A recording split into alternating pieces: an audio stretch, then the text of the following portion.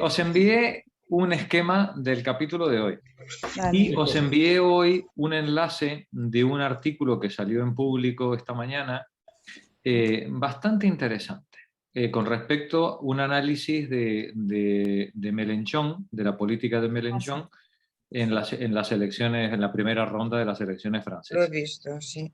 Bueno, yo creo que merece que comentemos ambas cosas porque además están muy relacionadas. En Francia lo que hay es un enfrentamiento electoral entre un sector de la comunidad, centro, liberal, izquierda, ¿no?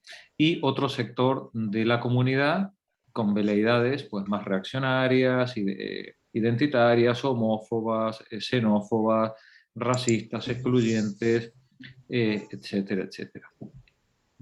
El, este fenómeno que está ocurriendo en Francia no es diferente del fenómeno que sufrimos en España. Cada país tiene sus peculiaridades, pero forma parte de una ola de movimientos reaccionarios que se dan en todo el mundo, del que el señor Johnson es un ejemplo en Inglaterra, Le Pen en Francia, en Austria que os voy a contar, en España tenemos al señor del caballo y sus amigos, pero lo mismo pasa en Brasil, en Norteamérica con Trump, es decir, es un fenómeno general, ¿vale? El fenómeno del auge de la ultraderecha. Y en los capítulos anteriores estábamos estudiando las los tonos polanyianos que tiene este tipo de personajes que aparecen a lo largo y ancho del mundo. Y veíamos en los capítulos anteriores que una manera de entender o una de las aristas que tiene toda explicación que queramos darle a este fenómeno de las ultraderechas en auge tiene que ver con dos cosas. Una, con la desregulación canallesca del mercado que hemos sufrido y que estamos sufriendo desde hace 30 o 40 años, cada vez mayor, esta invasión globalizadora y mercantilizadora de todo lo que existe a nivel mundial, eh, que lleva aparejada una precarización eh, masiva de las poblaciones, un empobrecimiento a gran escala de las poblaciones, eh, y principalmente, yo creo que es el signo más definitorio de todo esto, un desclasamiento de un montón de gente que se creía que era clase media y que ha descubierto de la noche a la mañana pues que no eran más que currantes, mejor o peor pagadas, pero que cuando llega la crisis se quedan sin el negocio, se quedan sin el empleo, pierden las propiedades que pudieron comprar o los medios de producción que pudieron heredar o adquirir con su trabajo en tiempo anterior y se encuentran desclasados, es decir, se sienten desclasados. Realmente nunca fueron desclasados, siempre fueron trabajadores, ¿no? Con mayor o menor fortuna. Pero la propaganda del capitalismo democrático y luego del neoliberalismo les había hecho creer o sentir que eran clase media frente a la clase obrera o los desempleados o los excluidos de toda la vida, que como sabéis, en la sociedad del mérito es responsabilidad individual, ¿no? Es decir, eh, inclusive la gente que hereda un pequeño banquito eh, es gente que lo ha heredado por mérito, si no propio, por mérito heredado de sus antepasados. Bien, el, este fenómeno de auge de la ultraderecha, tanto Polanyi como Nancy Fraser a su manera, como el artículo que os he compartido, vienen a señalar que este fenómeno de la ultraderecha responde a un vacío, a una necesidad, a una preocupación, a un sufrimiento real que hay en la gente. La gente se siente desplazada, precarizada, excluida, desclasada, abandonada. Se siente abandonada por las instituciones, se siente abandonada por el sistema económico, abandonada por la comunidad, y exige soluciones. ¿Por qué yo, vamos a simplificarlo mucho, por qué yo, con lo que yo era, con lo que mi familia era, con lo que nosotros éramos, y no hace falta remontarse a la guerra de Cuba, ¿no? Pero con lo que nosotros éramos, ¿cómo es posible que ahora estemos pasando por esto? ¿Cómo puede un MENA ganar 4.000 euros mientras, mientras mi madre cobra una pensión de 600 euros? ¿No? Es decir, ¿cómo puede ser eso? ¿No? ¿Cómo puede ser que cualquier inmigrante tenga trabajo y un piso de protección oficial y que no? Entonces se produce el fenómeno este del inmigrante, del inmigrante este que al mismo tiempo viene en patera, vive de las ayudas públicas, ¿no? Y además te quita el trabajo, ¿no? Y dices, oye, ¿cómo puede ser que la misma persona te quite el trabajo y viva de las ayudas públicas, ¿no? Es decir, ¿cómo es posible? No importa, porque esto no va de verdades. No, no. Esto va de emociones, de canalización de la desesperación, de la frustración, los odios, y eso es lo que el populismo, en su mala vertiente, ese populismo de derecha, es capaz de gestionar muy bien. Ya lo decía Goebbels en los años 30, que una mentira repetida 100 veces es una verdad, y desde entonces hasta ahora, con el invento de la radio y de los medios de comunicación, eso ha pasado a ser un axioma, no solamente de la propaganda, sino del marketing y de la acción política. Bien, de todo eso va el capítulo del artículo, y Nancy Fraser, al final de este capítulo, propone una alternativa que está muy en la línea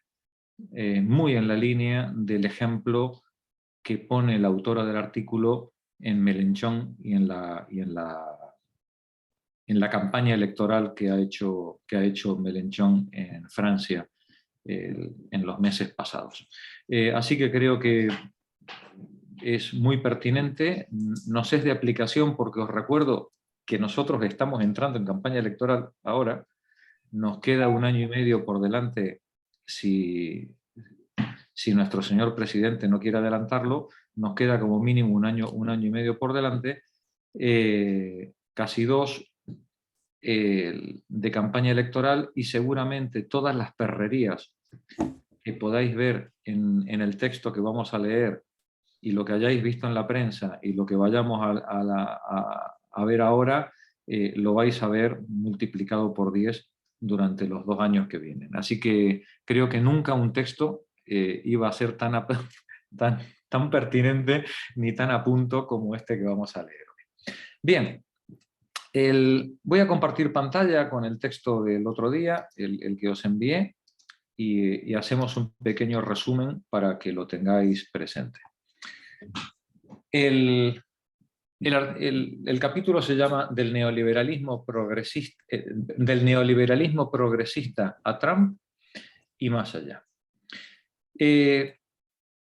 La autora hace una cita de un texto de Gramsci, de los cuadernos del 29 al 31, lo tenéis en la traducción de Sacristán, lo tenéis disponible. Dice Gramsci en esta traducción: la crisis moderna, uno de sus aspectos, está relacionado con lo que suele llamarse crisis de autoridad. Si la clase dominante ha perdido el consentimiento, es decir, ya no es dirigente, sino solo dominante, detentadora de la mera fuerza coactiva, ello significa que las grandes masas se han desprendido de las ideologías tradicionales y no creen ya en aquello en lo cual creían antes. La crisis consiste precisamente en que muere lo viejo sin que pueda nacer lo nuevo. En ese interregno ocurren los más diversos fenómenos morbosos. Esto lo estaba diciendo Gramsci en pleno crecimiento del fascismo. La clase dirigente ya no es dirigente, meramente es dominante.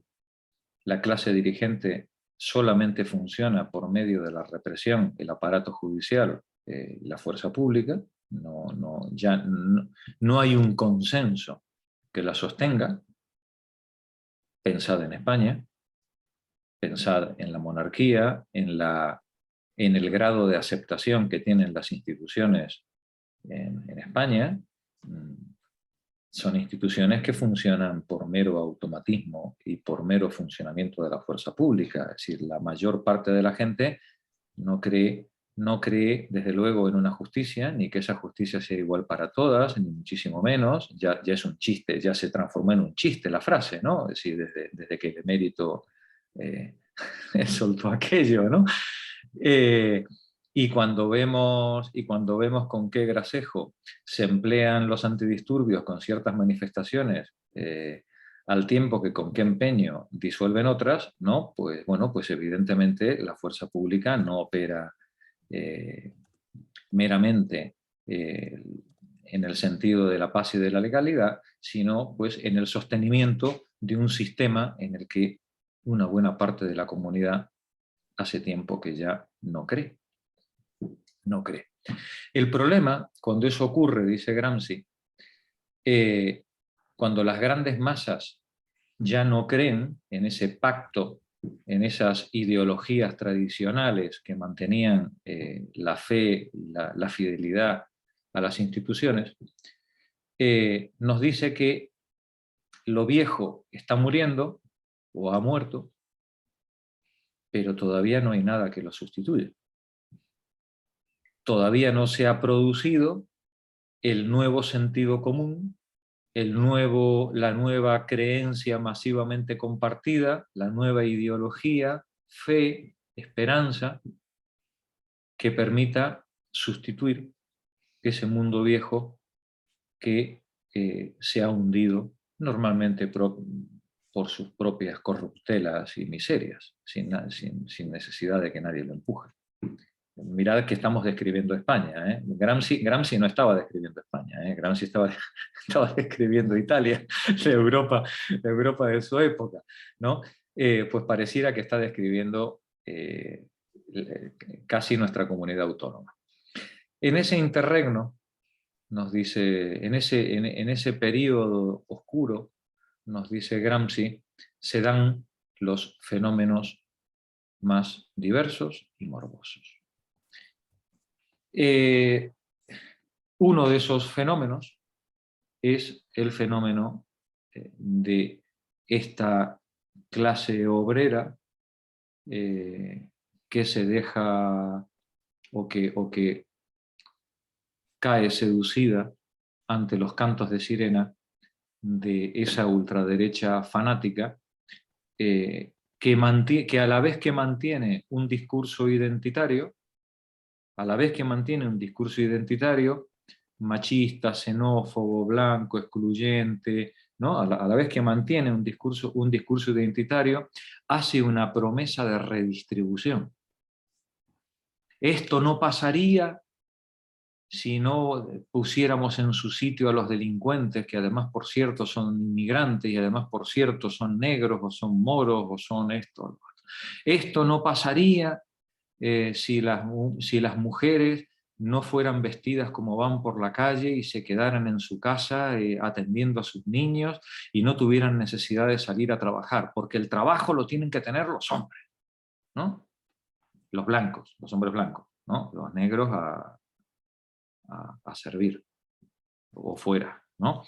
Este fenómeno morboso, diría Gramsci, a la vez que genera un discurso identitario, excluyente, belicoso,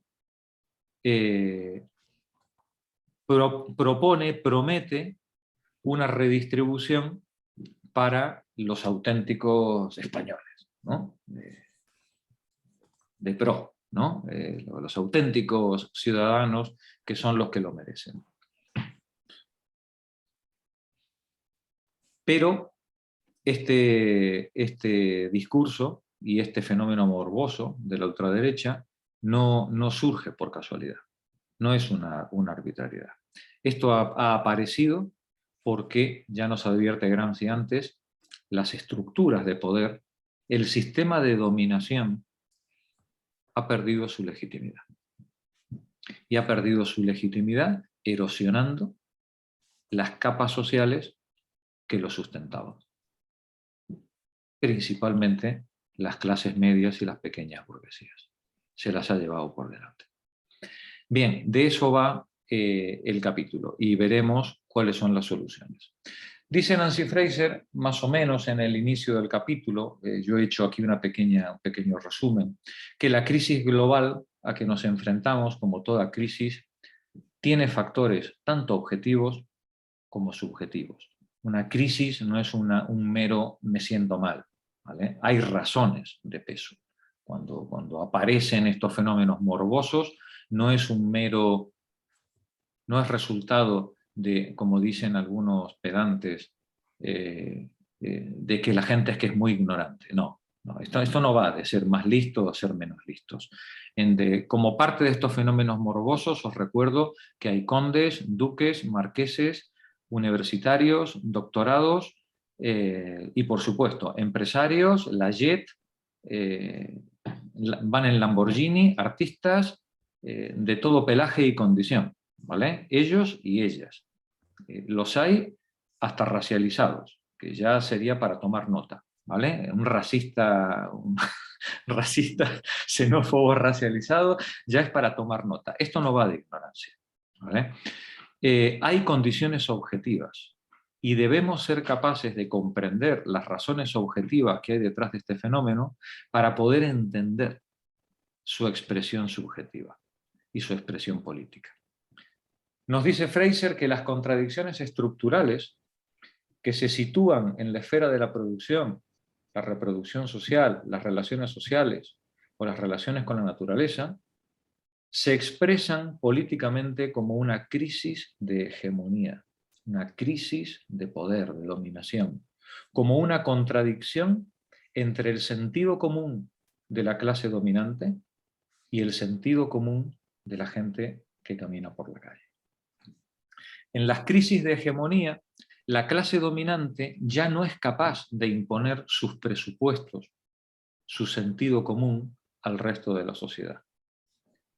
Pero, como decía Gramsci, tampoco acaba de surgir una respuesta contrahegemónica, un nuevo sentido común que permitiera una alianza política con la que resolver esas contradicciones estructurales que dieron lugar a la crisis y solucionar material y políticamente las necesidades crecientes de la comunidad.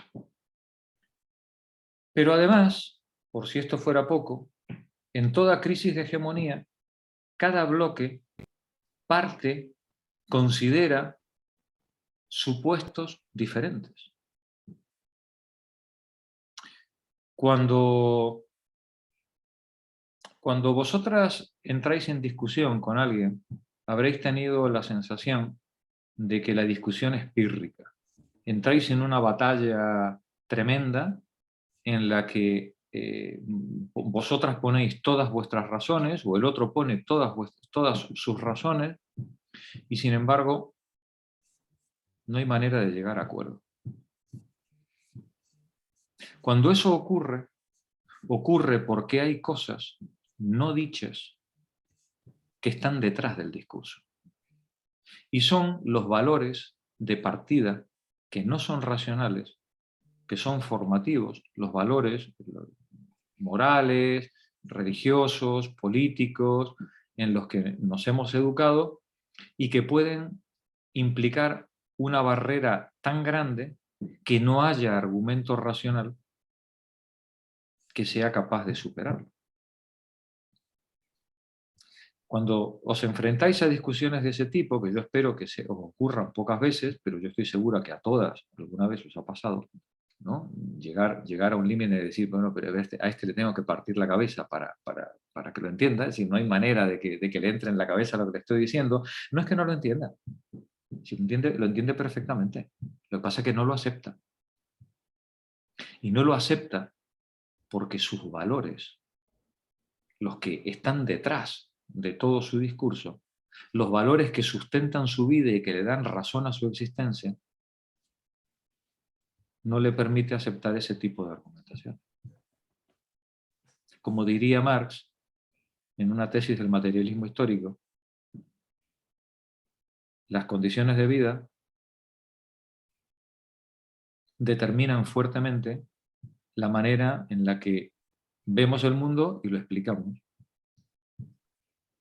Y no le podéis pedir a una persona que vive del trabajo de gente inmigrante, pues no le podéis pedir que considere razonable lo de la subida del salario mínimo interprofesional, por ejemplo. Igual que no le podéis pedir a un gerente de un prostíbulo que entienda eso de que no se debe tratar con seres humanos, adultos. Hay valores que chocan frontalmente contra cualquier argumentación. Y normalmente esos valores tienen que ver con las condiciones de vida o con tus expectativas o con tus expectativas de clase con las que te has educado o las que te has criado. No siempre es así, pero muchas veces ocurre así. Nos dice Fraser que en una crisis de hegemonía, cada bloque, el hegemónico, el dominante y el contrahegemónico, considera parte de supuestos diferentes para valorar lo que es justo y diferenciarlo de lo que no es justo. ¿Se considera justo que una persona que no trabaja pase penurias? ¿Se considera justo que una madre soltera le quiten al niño o a los niños por no poder atender como decide la administración a sus condiciones higiénicas o sanitarias o educativas? ¿Se considera justo que se deje entrar o no a migrantes por la frontera? ¿Se considera justo que una persona que se jubile a los 60 años, o se considera justo que una persona no encuentre trabajo a los 35 y que no tenga medios de vida? ¿Es todo cuestión de mérito? Son valores, lo que hay detrás de estos conceptos de justicia, son valores que exceden el ámbito de una mera argumentación racional. Una buena parte forma parte de una argumentación racional, pero cuando llegamos al final de la discusión nos encontramos con que lo que hay detrás son concepciones muy generales de la vida, de las relaciones humanas, de la solidaridad, de la comunidad, de la responsabilidad para los que tengo al lado, que están muy lejos de cualquier posibilidad de discusión racional. Lo podemos explicitar y entonces haríamos una ética, ¿no? Si somos capaces de formalizarlo y explicitar todos esos valores, jerarquizarlos, ponerlos en orden, podríamos hacer una ética inclusive, ¿vale? Inclusive una ética normativa. Pero una cosa es explicitarlo y otra cosa es justificarlos. ¿Por qué? Porque estos valores son axiomas de partida. Cuando llegamos a estos valores, nos encontramos con que no hay un más atrás desde el que poder justificarlos. Son axiomas de partida.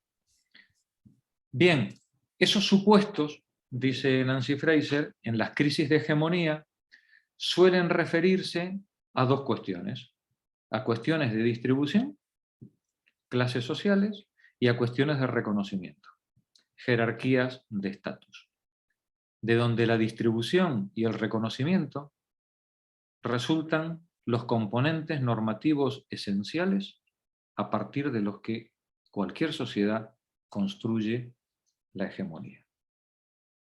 Distribución y reconocimiento. Cómo repartimos el trabajo, cómo repartimos la riqueza y cómo, en base a qué valores y a qué criterios de mérito, reconocemos las jerarquías de estatus entre los vecinos. Esto no es una cuestión meramente racional. Hay valores detrás, sentimientos, emociones detrás, consideraciones de clase, consideraciones de posición, de raza, de cultura, que en buena medida no están formalizadas por la inmensa mayoría de la gente. La inmensa mayoría de la gente estas cuestiones no se las plantea, las vive, pero no se las plantea. Si a lo mejor se las planteara, podríamos llegar a un acuerdo más sutil, más fino, y podríamos tener menos desencuentros en la mayoría de las cosas, pero no os engañéis. Probablemente siempre habrá algunos elementos en los que no haya manera de alcanzar un acuerdo más que votando o alcanzando un consenso, ¿no? Diciendo, bueno, pues venga, va, si sobre esto no nos ponemos de acuerdo, vamos a votar o vamos o lo que diga la mayoría, tal. Pero hasta eso, hasta aceptar, hasta el criterio de aceptación de lo que diga la mayoría, implica un valor detrás con respecto a la opinión de la mayoría de la gente que excede cualquier criterio racional. ¿Por qué no simplemente el que tenga más fuerza? O el que sea el más violento. ¿Por qué lo que diga la mayoría? Y si la mayoría está equivocada,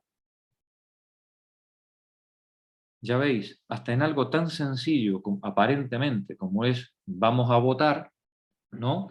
Pues hay un montón de valores no dichos detrás de una decisión tan importante. Bien, sigue diciendo Fraser, la hegemonía son dos pequeños párrafos que ella hace, uno que se llama la hegemonía en el neoliberalismo progresista y la derrota del neoliberalismo reaccionario. Dice Nancy Fraser que cuando el capitalismo de posguerra quiere ser superado por el neoliberalismo, para superar ese capitalismo regulado, las clases dominantes debieron enfrentarse a dos oponentes. Uno, al keynesianismo, que estaba en boga, y dos, a los movimientos sociales que reclamaban una mayor profundización democrática. El neoliberalismo en la década del 70 tuvo que hacer frente al capitalismo regulado y a las políticas keynesianas, al mismo tiempo que a todos estos movimientos emancipatorios de finales del 60, contra la guerra de Vietnam, el feminismo, el Black Power, ¿no? Es decir, todos estos movimientos emancipatorios que reclamaban una mayor democracia. Y para conseguirlo, el neoliberalismo ideó un programa excepcionalmente astuto, brillante, que combinaba un programa económico plutocrático y expropiador con una política de reconocimiento liberal y meritocrática.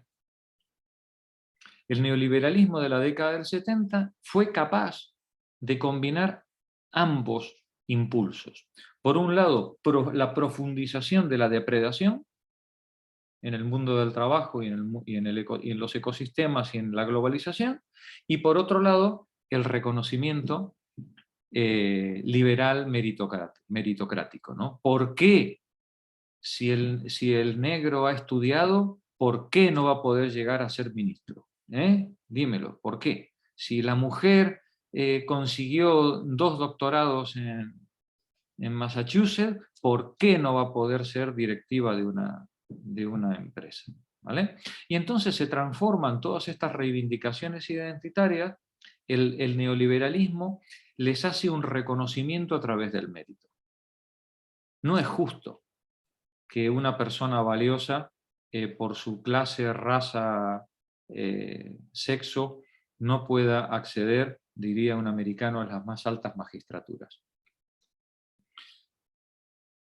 Claro, no era lo mismo ser mujer, hija de un decano de Massachusetts, ¿no?, que ser mujer, hija de una tejedora en una maquila, evidentemente. Pero en principio, en teoría, las dos tenían el mismo derecho a llegar a presidenta o a llegar a ministra, ¿no? Bien, pues esto caló muy fuertemente entre el progresismo liberal, tanto racializado, cultural, religioso, feminista, caló fuertemente en la década del 70 y la década del 80, y ello le permitió a la clase dominante tejer una alianza contra el Estado proteccionista, contra el Estado keynesiano, en el campo del reconocimiento. Una alianza entre los movimientos emancipadores y los movimientos mercantilizadores. ¿Con qué fin? Con el fin de desarticular, de destruir las políticas de redistribución. ¿Vale? Esta alianza meritocrática liberal tenía por fin destruir las políticas de protección del estado del bienestar, las políticas keynesianas. El resultado de ese esfuerzo, que por cierto no lo hizo la derecha, eso es lo más terrible, lo hicieron los Clinton, ¿no?, los Felipes, ¿no? Esto vino de la mano de los pseudoprogres, ¿no? Sí, fueron los pseudoprogres los que en nombre de la modernidad, en nombre de los globitos de colores, las luces, del progreso,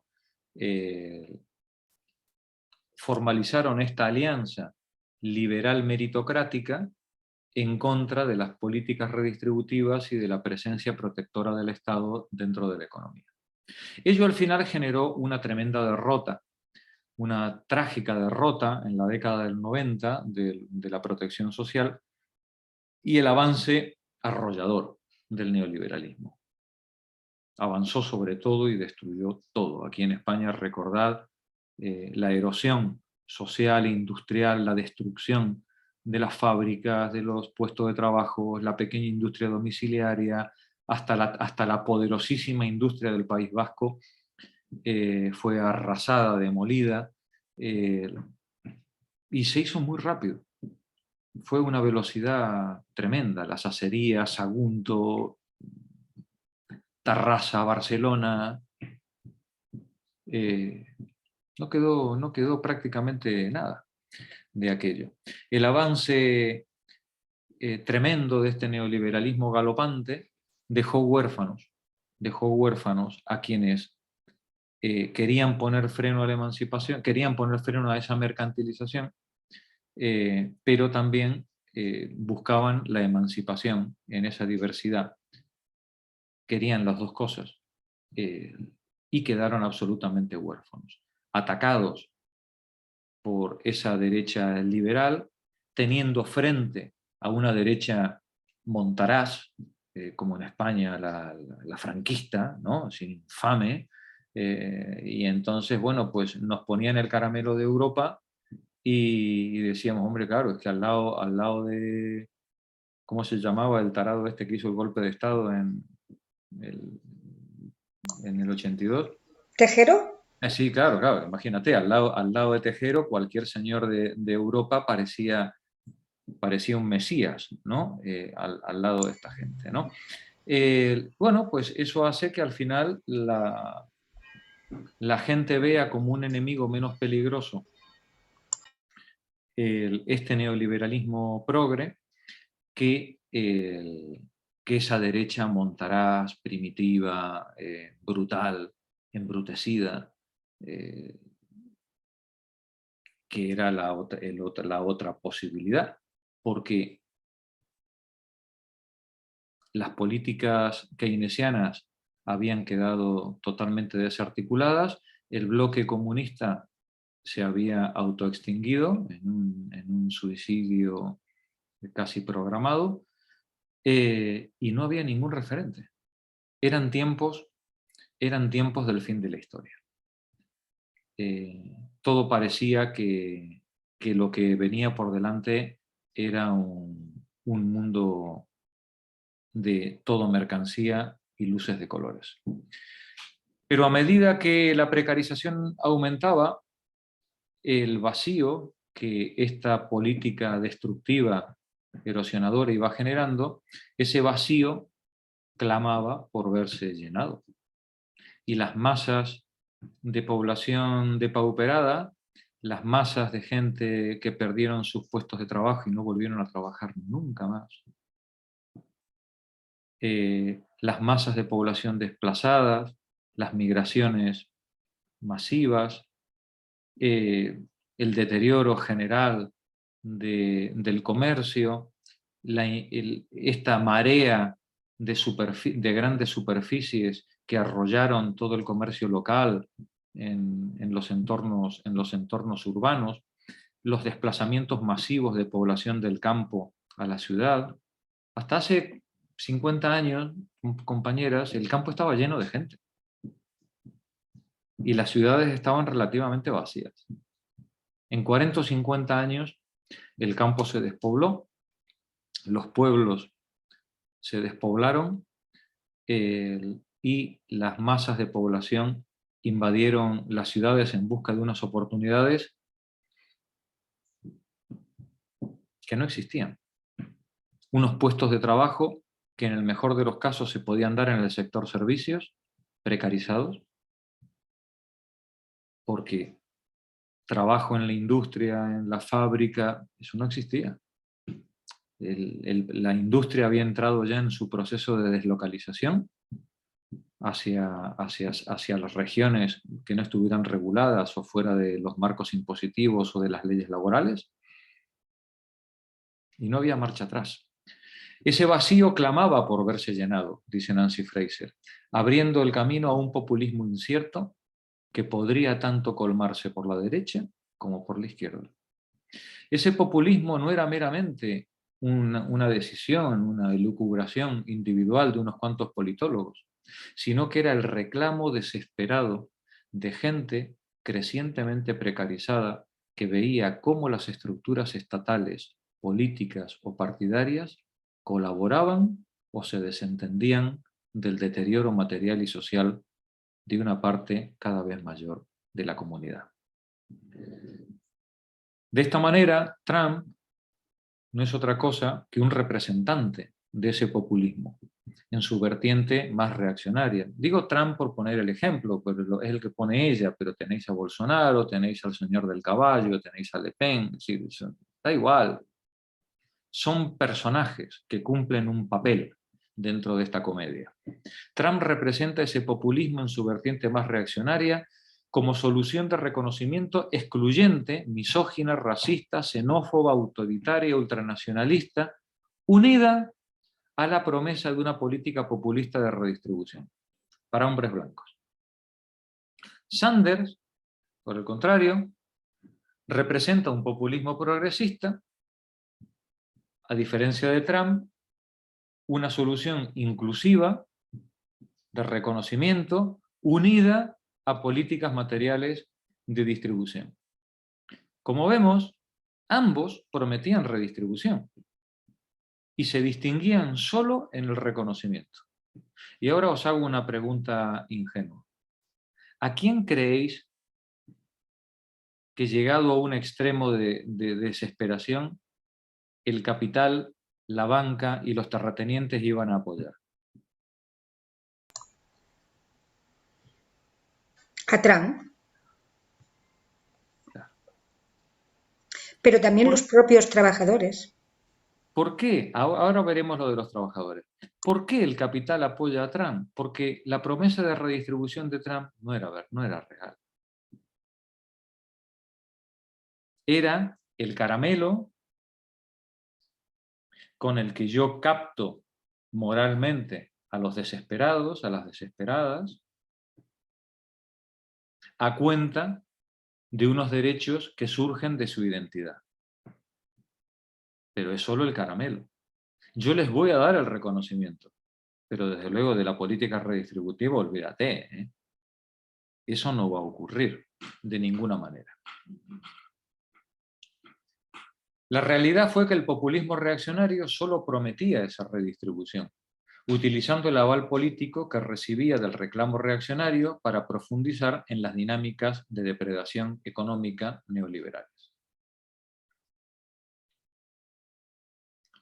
A lo largo de su proceso de crecimiento y declive, ya son los últimos 2 parágrafos del texto, a lo largo de su proceso de crecimiento y declive, el populismo reaccionario sembró profundas divisiones y odios en la comunidad. Separó a la clase trabajadora reaccionaria de la progresista y separó a la clase trabajadora progresista, entre partidarios de la redistribución y partidarios del reconocimiento. El populismo reaccionario dejó tras de sí un entorno tóxico de muy difícil superación. Además, el neoliberalismo progresista había sabido desactivar muchas de las reivindicaciones emancipatorias, canalizándolas como un privilegio meritocrático de los colectivos, ¿no? Por ejemplo, de género, raza, religión, cultura o nacionalidad, rompiendo esa unidad de clase o la discriminación económica o material que atraviesa cualquier tipo de discriminación en razón de diversidad. Por ejemplo, pusimos antes el ejemplo del techo de cristal de las mujeres, ¿no? Es decir, ¿podía el neoliberalismo progre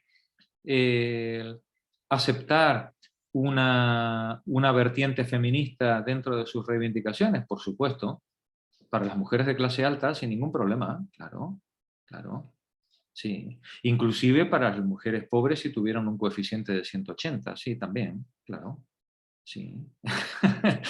¿No? Con un coeficiente de 180, oye, pues si además de fregar la dejo hacer encargadilla, ¿no? Pues mira cómo ha progresado la muchacha, ¿no? Sí, pero la mayoría de vosotras habréis experimentado, así lo experimenté yo en mi profesión, habréis experimentado la enorme superioridad intelectual que tiene que tener cualquier mujer para que sea considerada como una igual en cualquier negocio de la industria, de la construcción o del sector primario, ¿no? No basta con que sea trabajadora. No basta. No, no, no. Tiene que ser un verdadero tigre, ¿no? Tigre intelectual, fortaleza, estado de ánimo, y encima además, bueno, que no se le ocurra tener niños, ¿no? Es decir, y si los tiene, pues tendrá que contratar a alguien que se los cuide, porque no puede perder ni un minuto de su tiempo, porque algún calzonazo del jefe le va a ir a pisar la última estrategia dentro de la empresa, ¿no? Esta meritocracia, que, insisto, podría estar más o menos edulcorada en la clase alta, para la clase baja era un chiste, porque era una meritocracia que estaba atravesada por un sesgo de clase. Así las cosas, con las clases oprimidas, con la clase oprimida ideológicamente inerme y fraccionada, las perspectivas de una contrahegemonía exitosa, dice Fraser, una contrahegemonía viable, duradera, exige alcanzar una visión ampliada de la clase obrera. Ella cree que no podemos pensar que solo es clase obrera el que se siente obrero, y que solo es clase obrera el que cobra un salario infame. Necesitamos una visión ampliada del concepto de clase, que sea consciente, dice ella, de las raíces compartidas que tienen la injusticia de clase y de estatus. Y por tanto exige que dos cosas. Los colectivos discriminados, por ejemplo, las mujeres no privilegiadas, migrantes, personas racializadas, se alejen de los defensores de la diversidad meritocrática y del capitalismo verde, que no caigan en esa trampa de los globitos de colores. Y en segundo lugar, que las comunidades de trabajadores precarizados abandonen esas fantasías reaccionarias del militarismo, la xenofobia, el nacionalismo, comprendiendo que hay unos requisitos materiales, que eso lo digo yo, son esenciales pero no suficientes para toda vida buena.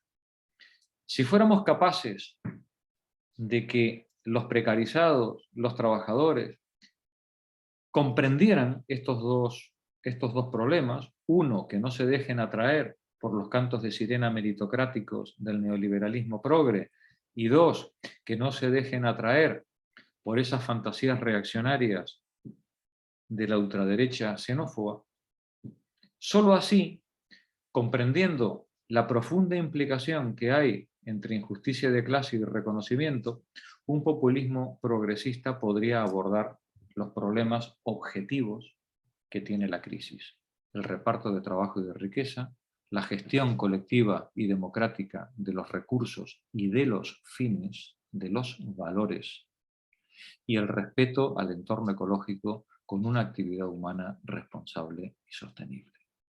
Solo un populismo así podría alzarse como un bloque contrahegemónico contra el neoliberalismo y transitar a un poscapitalismo que represente alguna forma de mundo mejor. Ese populismo progresista, por tanto, tendrá que ser, como mínimo, antineoliberal, como mínimo, a ser posible, anticapitalista, ¿vale? Pero ya sería pedir a lo mejor demasiado, ¿vale? Es decir, vamos a conformarnos con que sea antineoliberal. Y antes de leer el texto, me gustaría que leyéramos el texto de la periodista con respecto al diagnóstico que ella hace de las elecciones en Francia y el diagnóstico que ella hace de por qué a Mélenchon le fue tan bien en el programa, ¿no? Sacó más del 20% de los votos, que no es pequeña cosa, ¿no? El artículo se llama ¿Cómo no regalarle el pueblo a la reacción? O lo que sí hay que aprender de Mélenchon. María Corrales, politóloga. Por favor, Monse, comienza tú la lectura, si te parece bien. El candidato presidencial del partido La France Insoumise, Jean-Luc Mélenchon, pronuncia un discurso tras los resultados de la primera vuelta de las elecciones presidenciales francesas en París, Francia, el 10 de abril del 2022. Hay por lo menos una lección trascendente y aplicable al contexto europeo que aprender de Mélenchon: no regalar nunca el pueblo a la reacción. Puede parecer algo obvio y voluntarista, pero hay muchas formas de ejecutar esta operación y convivimos con ellas todos los días. Pondré algunos ejemplos. 1. Se le regala el pueblo a la reacción cuando se parte de una idealización racista, homófoba y machista del trabajador. Estoy hablando de lo que se ha venido llamando, con mayor o menor acierto, izquierda reaccionaria, una posición que tendría que ver con renunciar tácticamente a los debates supuestamente identitarios como el feminismo y el ecologismo. Una postura que, por supuesto, siempre acaba por convertirse en estratégica y que suele incorporar al lenguaje propio los marcos y significantes de la extrema derecha. Contrariamente a este diagnóstico, Mélenchon ha demostrado que se puede disputar electoralmente una sociedad a priori más conservadora sin renunciar en ningún momento de la campaña hablar de transición ecológica y feminismo, algo que sí han hecho sus antiguos compañeros del Partido Comunista Francés.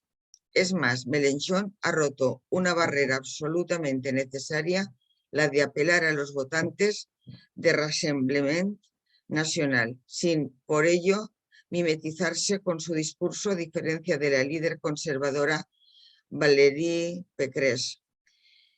De hecho, en un giro de los acontecimientos, quien ha acabado por autoproclamarse feminista ha sido la misma Marine Le Pen. Y es que, como diría Lenin, en cada cultura nacional existen, aunque sea sin desarrollar, elementos de cultura democrática y socialista. De lo que se trata es de... Sube por favor la hoja. De lo que se trata es de subrayarlos. Está bien, detente ahí.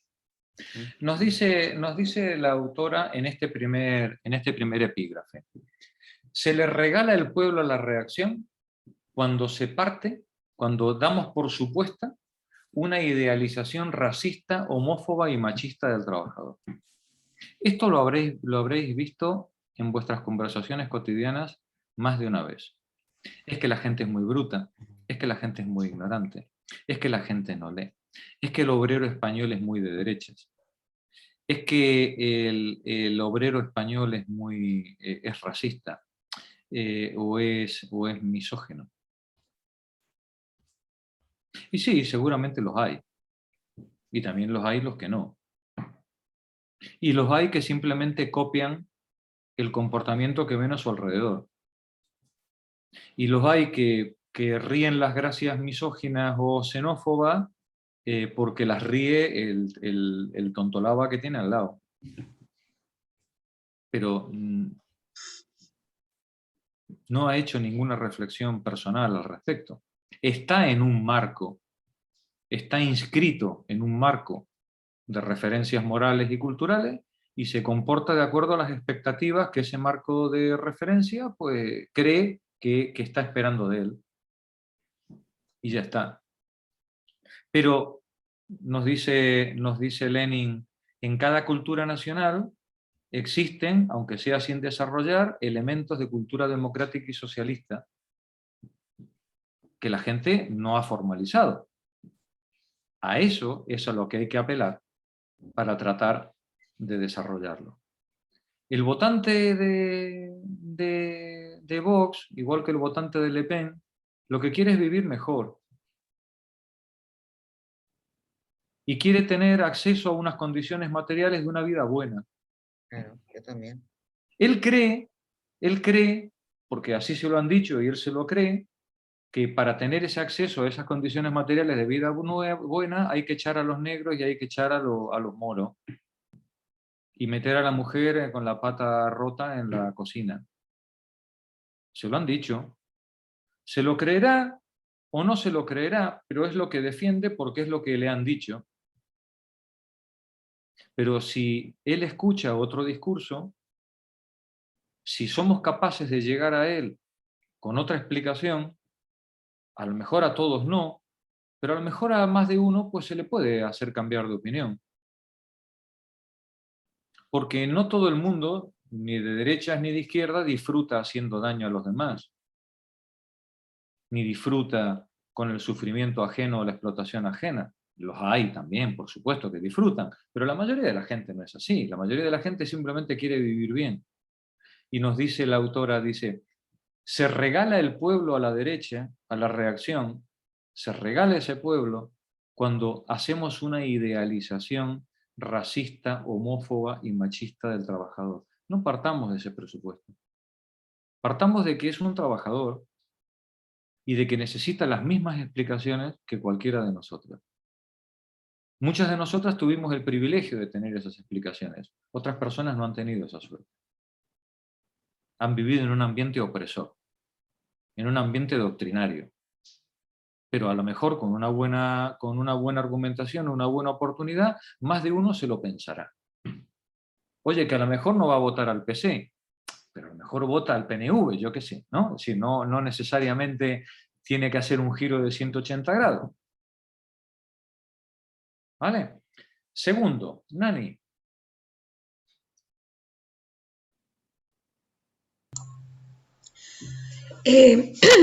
Perdón. Se le regala al pueblo a la reacción cuando se divide la sociedad en bloques y uno se entrega. Mélenchon ha decidido interpelar al votante de Le Pen durante toda la campaña y debatir con la extrema derecha, asumiendo que en Francia fuerzas como Le Pen y Zemmour estaban más que normalizadas. Así, en vez de regalarle a las derechas un bloque reaccionario desde el que atrincherarse e ir haciendo incursiones hacia el propio, el líder de la Francia insumisa se ha dedicado a hablarles, literalmente al 90% de la ciudadanía que estaba de acuerdo con subir el salario mínimo o bajar la edad de jubilación, incluyendo en ese porcentaje al simpatizante de Rassemblement National. Una pensaría estar acostumbrada, pero de nuevo, me ha sorprendido leer por enésima vez que el problema de todo ha sido la falta de unidad de la izquierda.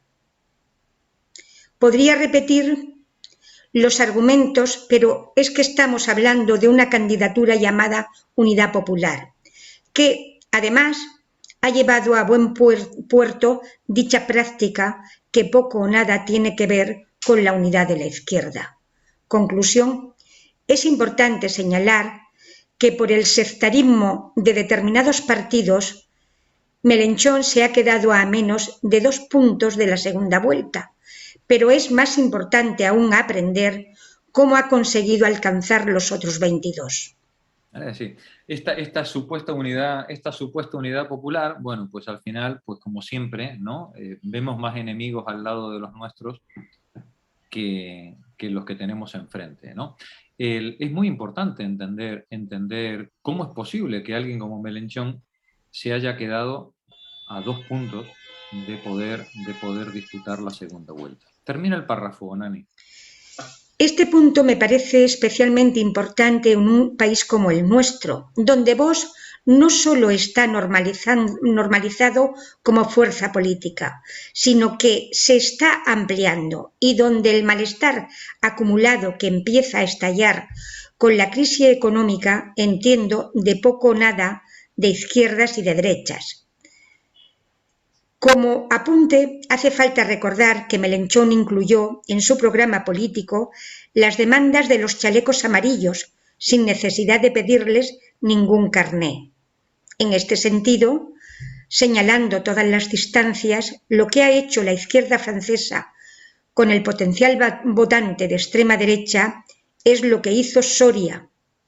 Soria ya. Ah, sí, sí, ahora Soria ya, exacto, en su provincia.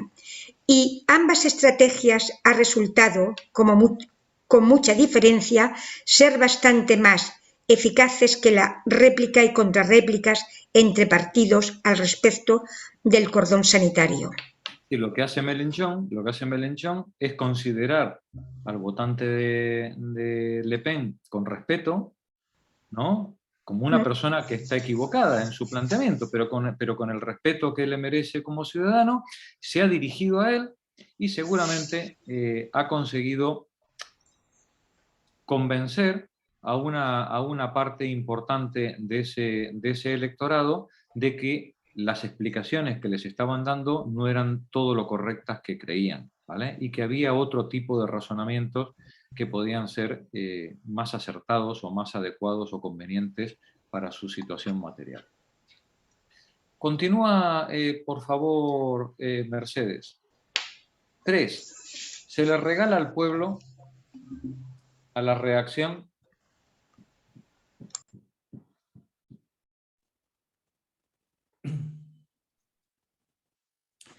Se le regala el pueblo a la reacción cuando se confunde transversalidad con equidistancia.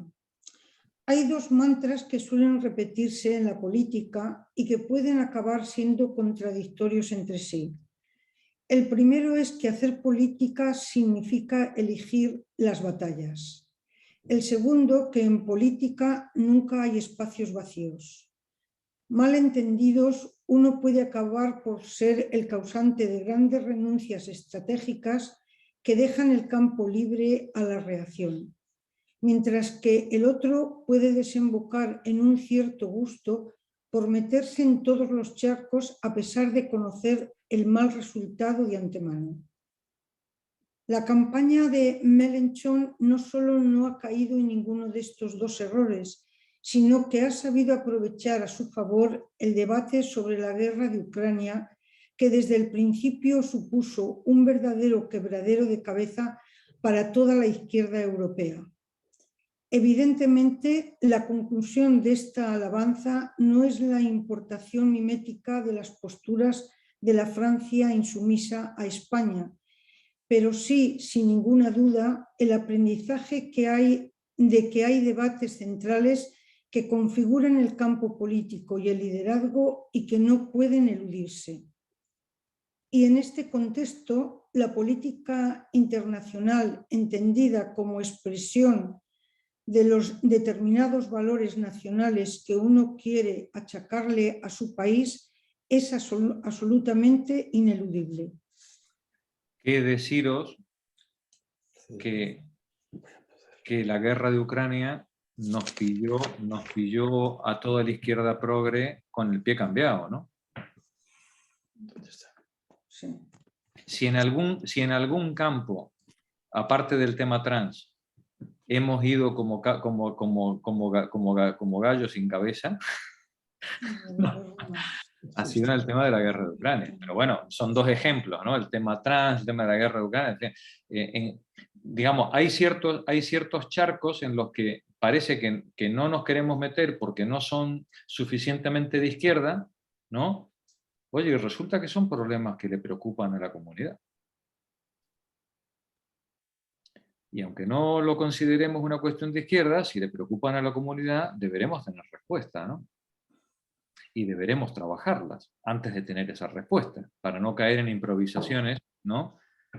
O en la anarquía a que dimos lugar pues, con este tipo de cosas, ¿no? Continuemos, Paco. Perdona, bueno. Sí, ¿Hola? sí, di. Hola. No, me está gustando mucho este artículo, luego ya te pediré Pero, ¿en qué sentido decías que no consideras que sean problemas de izquierdas, tanto la guerra de Ucrania como Hay el una tema parte, trans? hay una parte de la izquierda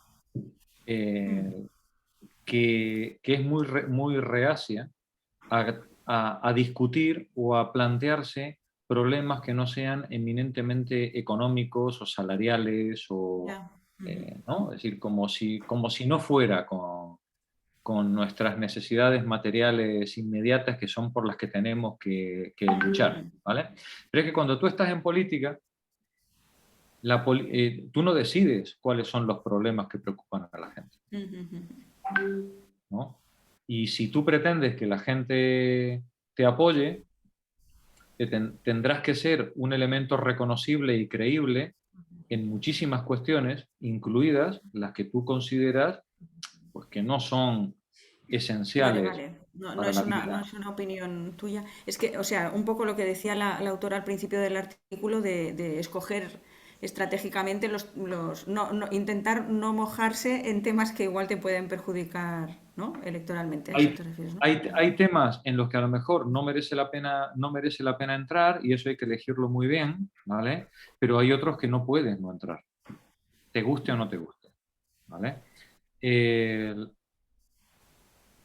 Nosotros estamos... Es que no quiero dar yo mi opinión, ¿vale? Al respecto, porque... Ya está. Era solo... Claro, no, es que no es... yo no estoy dando aquí un meeting. Duda era ¿no? si era una opinión tuya que esos temas no son suficientemente de izquierdas, porque yo creo que casi todos los temas son... Claro que lo son políticos, ¿no? Vale, claro, ya claro. está aclarada la duda que tenía. Perdona. Para mí, desde luego, lo son, ¿vale? Para mí, desde luego, lo son. Pero esa es mi opinión, ¿vale? Nada más. Muy bien. 4, Paco, adelante. Finalmente, se le regala al pueblo la reacción cuando se hace pasar la estabilidad por la conservación de lo establecido. En un artículo reciente abordé con más detenimiento cómo la incorporación de la demanda de orden y estabilidad por parte de la izquierda había dejado de hablar de un nuevo orden para referirse sin ambages a la defensa de lo existente. Por el contrario, Mélenchon ha señalado con acierto el horizonte de una sexta república y de otro mundo posible, asumiendo como propios los intereses nacionales en una clara apuesta por la hipótesis nacional popular que, en fin, algunos y algunas echábamos de menos.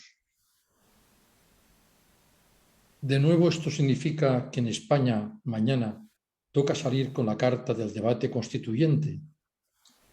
Evidentemente no.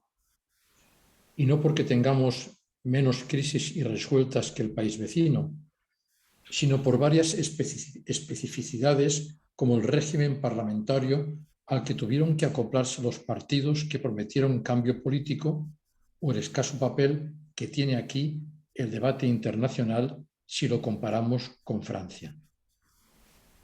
Sin embargo, a pesar de todas estas diferencias, lo que sí sería iluso es pensar que la falta de horizonte constituyente significa la existencia de algún tipo de adhesión popular a la institucionalidad vigente.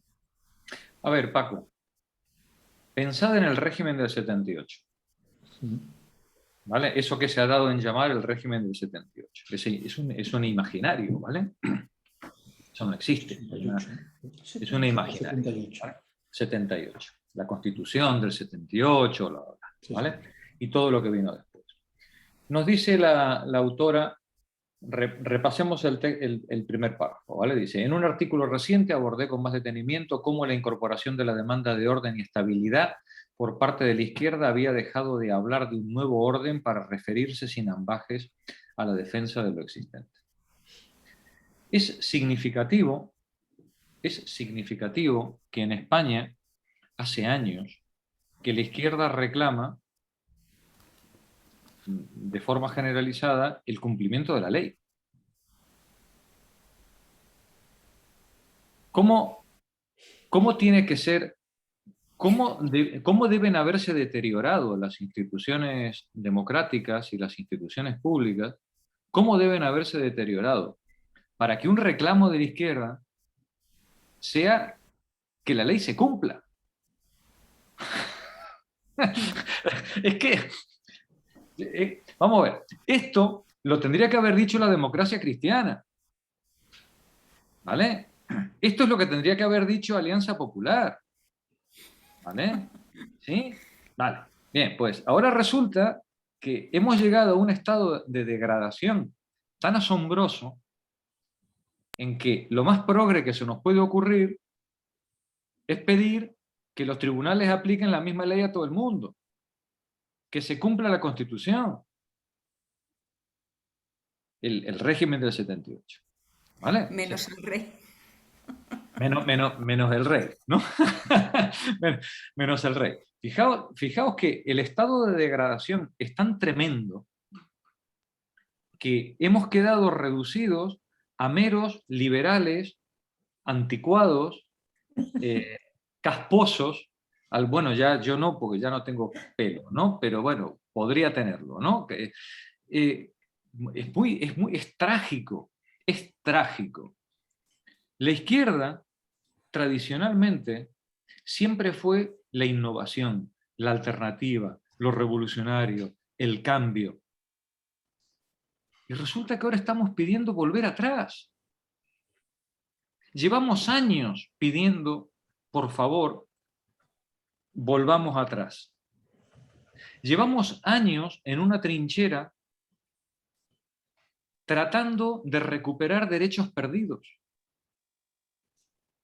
A lo mejor no somos conscientes de esto que está ocurriendo, pero os pido que hagáis el esfuerzo de miraros de 2008, de 2006 hacia ahora, hasta aquí, en los últimos 15 años,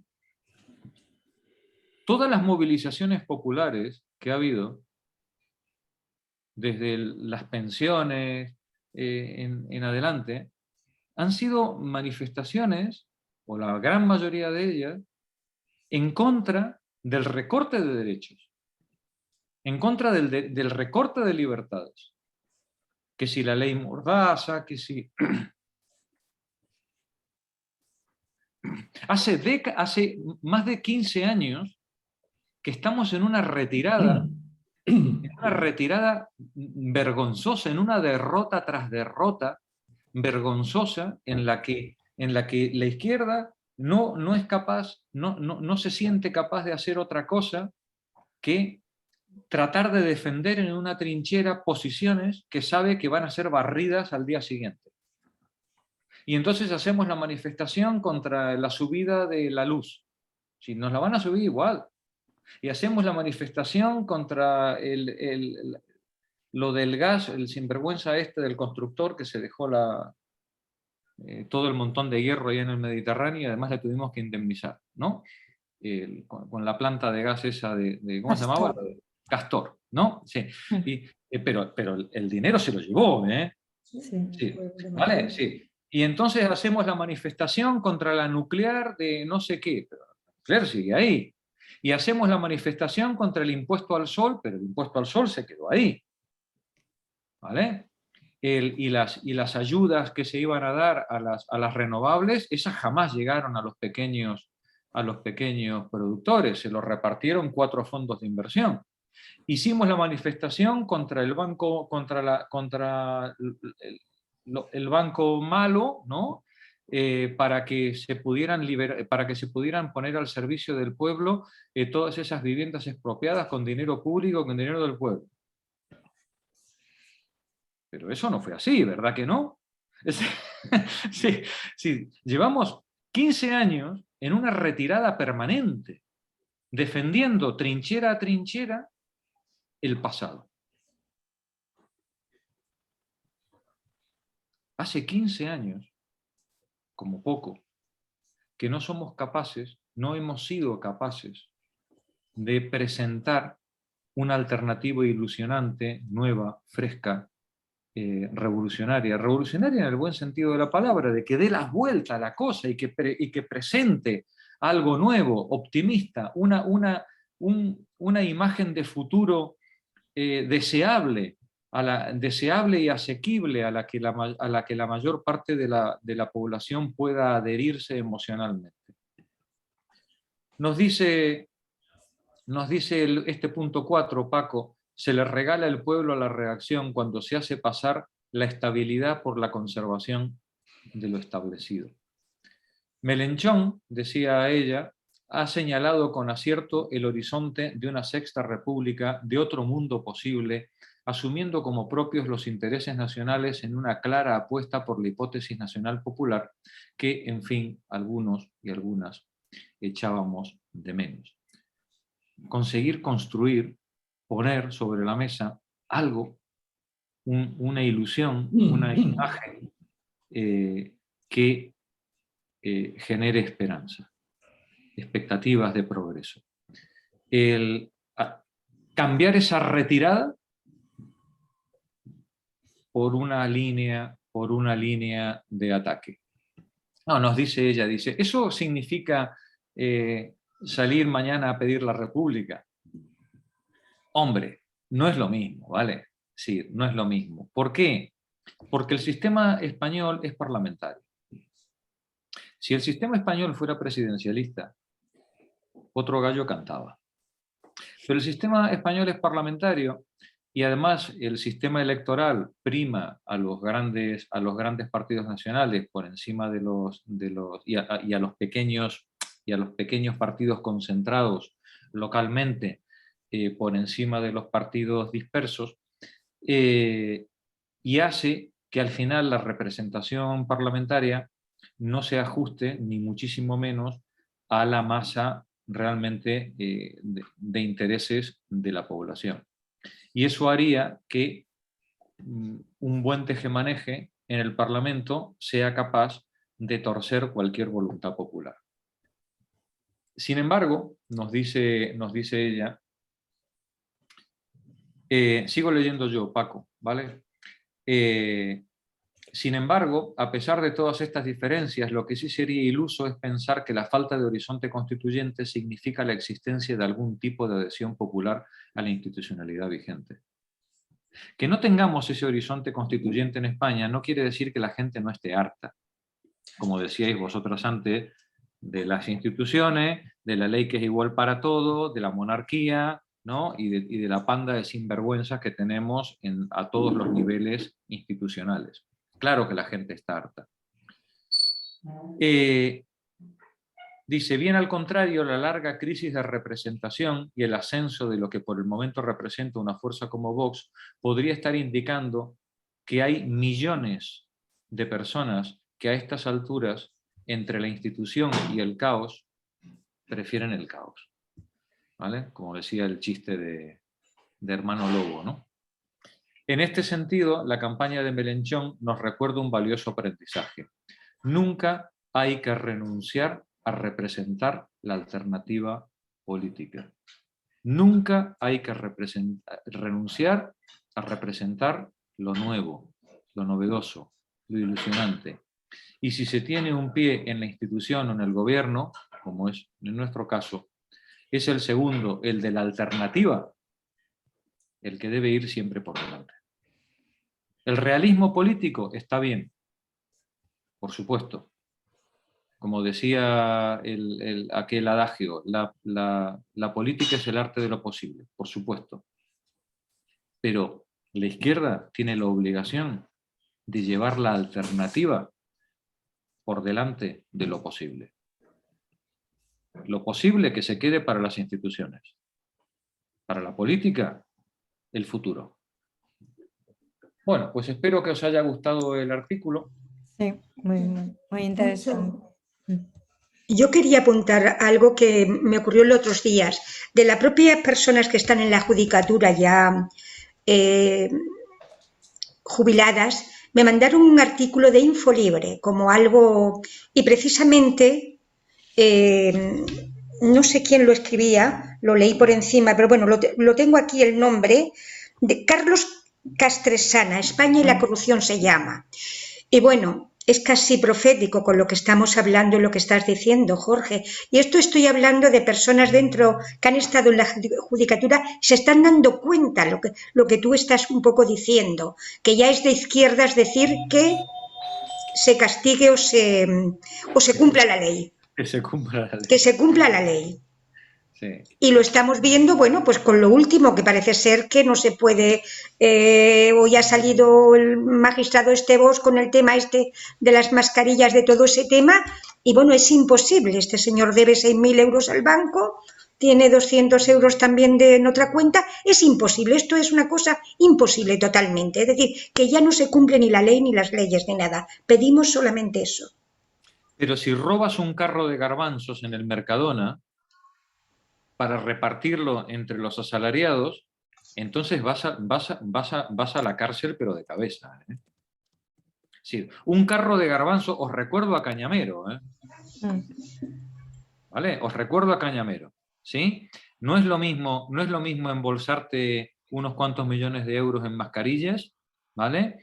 Que llevarte un carro de garbanzos del supermercado. ¿Vale? Cuidado. Claro, eso es tan escandaloso, es una situación de asimetría tan escandalosa, sí, que destruye todos los principios de legitimidad de las instituciones. Sí, la confianza, claro. Claro. Ese es el problema de fondo. ¿Vale? Entonces, ¿estamos en un momento constituyente? Por supuesto. La mayor parte de la población, tanto a la izquierda como a la derecha, consideran que esto es un cadáver, lo que tenemos en este momento por delante. Lo que ocurre es que el poder económico sigue garantizando sus derechos de propiedad a partir de ese marco del 78, con lo cual, claro, nadie se atreve a tocarlo, ¿vale? Pero algún día habrá que tocarlo. De momento lo que nos falta es generar ese entusiasmo, esa alternativa que permita canalizar la esperanza en los desclasados y en los precarizados. Vamos a leer el artículo, el capítulo 9, del neoliberalismo progresista a Trump y más allá. Perdona, pero realmente eso es lo complejo, ¿no? El volver a emocionar, porque eso es un poco lo que fue el ideario, el germen del 15M, ¿no? Claro. Quiero decir, ¿no? Personas de todo tipo que se juntan, que toman la plaza de una ciudad y que quieren, pues eso, tener legitimidad, ¿no? Pero que al final, ¿en qué ha quedado, no? ¿En qué ha quedado, no? O es el germen del Frente Cívico de Anguita, ¿no? Sería por ahí, ¿no? Imagino, ¿no? El problema del 15M es que fue un movimiento espontáneo. Y eso no lo puedes programar. Ya, pero ¿qué puedes programar? Pero la izquierda organizada sí puede pensar y trabajar sobre esta cuestión. Para generar o poner las bases de una nueva ilusión, de una nueva esperanza. Eso sí se puede hacer. Lo del 15M no, lo del 15M es irrepetible. Eso pasó, pero no tiene por qué volver a pasar en mucho tiempo. Y además, aunque pasara, el problema está en cómo coordinas, cómo canalizas todo ese entusiasmo de una manera productiva, de una manera positiva, que se transforme en instituciones. Eso es prácticamente un oxímoron. Lo espontáneo no lo puedes canalizar. Si lo canalizas, deja de ser espontáneo. ¿Vale? Entonces, Jorge, ¿me la izquierda permites? tiene que reflexionar sobre eso. Sí. ¿Me permites una pregunta un poco? ¿Qué es la izquierda organizada o dónde está la izquierda organizada? Esta pregunta es un poco... No, ya bueno, porque no sé dónde está ni... Te ríes, ¿ya has contestado? Es perversa mi pregunta. La semana pasada hablábamos de eso, ¿vale? Esto no es una cuestión intelectual, Nani. Claro. ¿Vale? Esto es una cuestión de praxis. La izquierda organizada se construye, y se construye en la acción. Se construye haciendo cosas juntas, compartiendo proyectos, expectativas, esperanzas.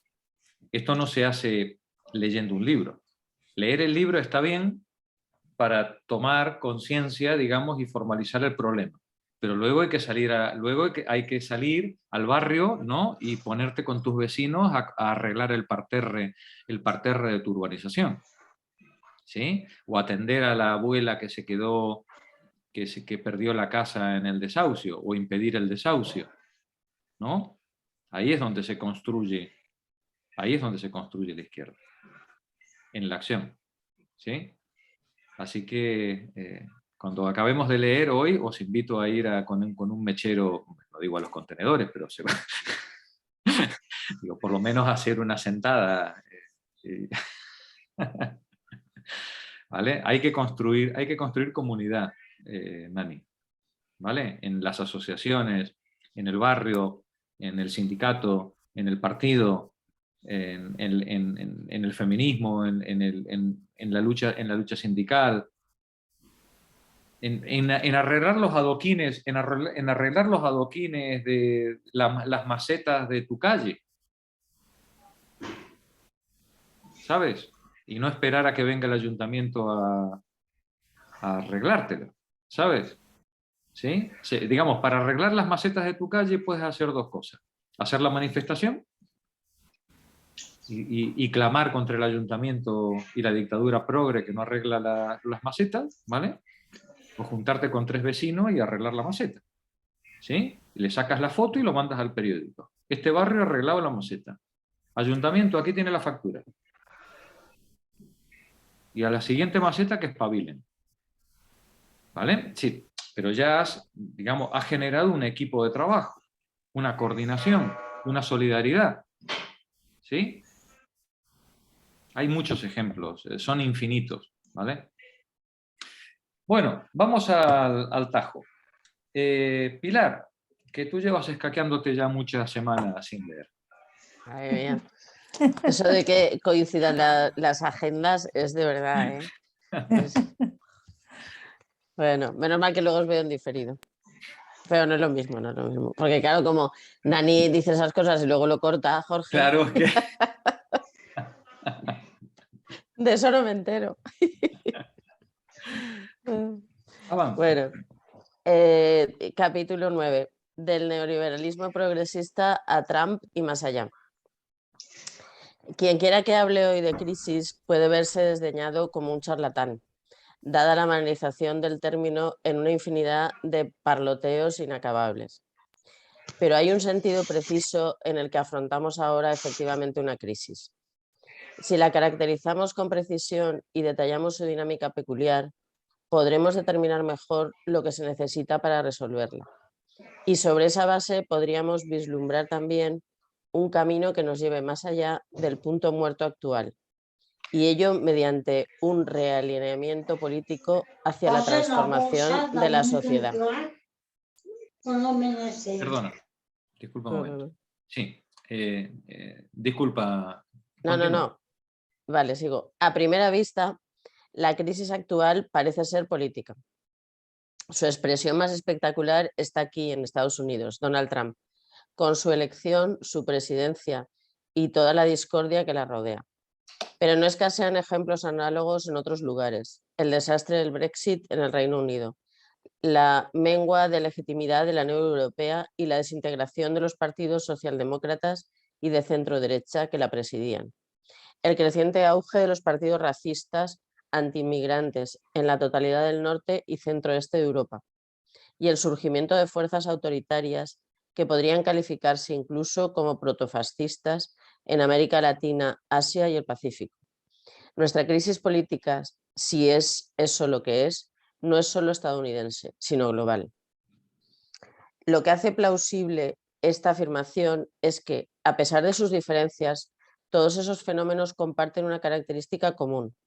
Todos ellos suponen un debilitamiento dramático, cuando no un colapso, de la autoridad de las clases y los partidos políticos prevalecientes.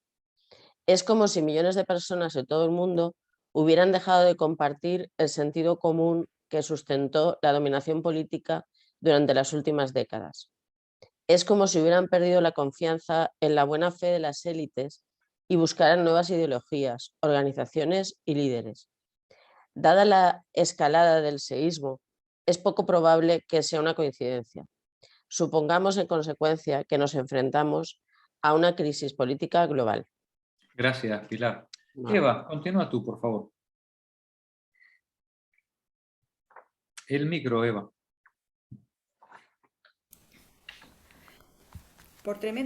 ¿Me oís bien ahora? Sí, perfecto. Por tremendo que suene, ello solo es una parte de la historia. Los fenómenos evocados constituyen la hebra específicamente política de una crisis multifacética más amplia, que también tiene otros aspectos: económico, ecológico y social, que en conjunto cabe entender como una crisis general.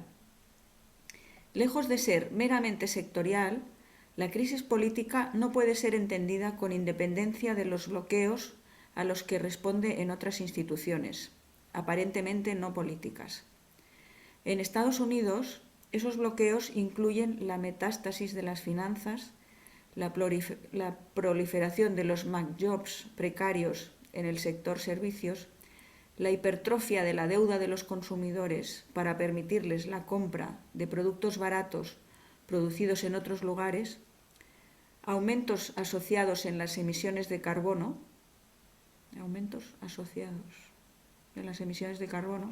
en los fenómenos meteorológicos extremos y en la negación del cambio climático, encarcelamiento racializado masivo y violencia policial sistémica, aumento de las tensiones en la vida familiar y comunitaria, debido en parte al alargamiento de la jornada laboral, las horas extraordinarias y la disminución de las ayudas sociales.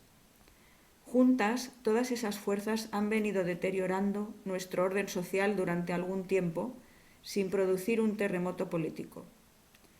Ahora, sin embargo, todas las apuestas están cerradas. En el actual rechazo generalizado de la política convencional, esta crisis sistémica objetiva ha encontrado su voz política subjetiva. La expresión política de nuestra crisis general es una crisis de hegemonía. ¿Sigo? Sí, continúa. Donald Trump... ¿Sigo? Sí, continúa, continúa. Vale. Donald Trump es el emblema paradigmático de esta crisis hegemónica. Pero no podemos entender su ascenso a menos que aclaremos las condiciones que lo han promovido. Y eso significa identificar la cosmovisión que el trumpismo desplazó y cartografiar el proceso a través del cual se desintegró. Las ideas indispensables para ello provienen de Antonio Gramsci. Hegemonía es el término con el que designaba el proceso por el que una clase dirigente naturaliza su dominación instalando los presupuestos de su propia cosmovisión como el sentido común de la sociedad en su conjunto. Su contrapartida organizativa es el bloque hegemónico, una coalición de fuerzas sociales dispares que la clase dominante reúne y a través de la cual afirma su liderazgo. Si pretenden desafiar esa supremacía, las clases dominadas deben construir un nuevo sentido común, una contrahegemonía más persuasivo y una nueva alianza política o bloque contrahegemónico más poderosa. Es decir, si pretendemos desafiar el sentido común, el poder de la clase dominante, eso solo se puede desafiar construyendo un nuevo sentido común compartido que entre en contradicción con el de la clase dominante o que lo ponga en evidencia. Maricruz, continúa tú, por favor. A esas ideas de Gramsci...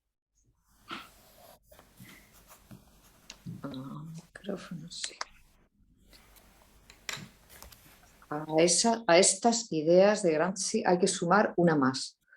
Cada bloque hegemónico incorpora un conjunto de supuestos sobre lo que es justo y correcto y lo que no lo es. Desde mediados del siglo XX, cuando menos, en Estados Unidos y Europa la hegemonía capitalista se ha forjado combinando dos aspectos diferentes del derecho y la justicia, uno enfocado a la distribución y el otro al reconocimiento. El aspecto distributivo configura una visión de cómo debe asignar la sociedad los bienes divisibles, especialmente la renta. Este aspecto habla de la estructura económica de la sociedad, pero también oblicuamente de sus divisiones de clase. El aspecto del reconocimiento dispone en un sentido de cómo debe repartir la sociedad el respeto y la estima, las marcas morales de admisión y pertenencia. Este aspecto enfocado al orden prevaleciente en la sociedad se refiere a sus jerarquías de estatus. La distribución y el reconocimiento constituyen conjuntamente los componentes normativos esenciales a partir de los cuales se constituyen las hegemonías. Al unir esta idea con las de Gramsci, podemos decir que lo que ha posibilitado el ascenso de Trump y del trumpismo ha sido la quiebra de un bloque hegemónico anterior y el desprestigio de su nexo normativo peculiar de distribución y reconocimiento. Analizando la construcción y el resquebrajamiento de ese nexo, podremos clarificar no solo el trumpismo, sino también las perspectivas que pueden abrirse tras la desaparición de Trump para un bloque contrahegemónico que pudiera resolver la crisis. Permítaseme explicarlo. Gracias, Maricruz. Luisa, continúa tú, por favor. La hegemonía del neoliberalismo progresista. Antes de Trump, el bloque hegemónico que dominaba la política estadounidense era el neoliberalismo progresista. Puede sonar como un oxímoron, pero fue una alianza real y poderosa de dos compañeros de cama improbables. Por un lado, las corrientes liberales dominantes en los nuevos movimientos sociales, feminismo, antirracismo, multiculturalismo, ecologismo y derechos LGTBI.